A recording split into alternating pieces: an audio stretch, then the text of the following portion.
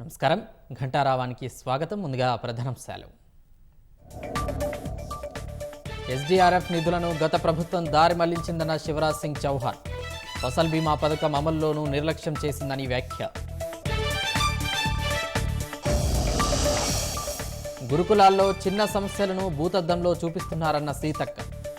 ఉద్యోగుల స్థైర్యాన్ని దెబ్బతీస్తున్నారని మండిపాటు.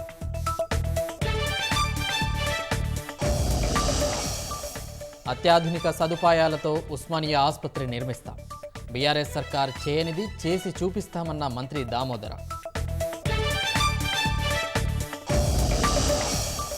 మహిళలపై అఘాయిత్యాలకు అంతు లేకుండా పోయిందన్న హరీష్. కేంద్ర రాష్ట్ర ప్రభుత్వాలు జోక్యం చేసుకోవాలని డిమాండ్.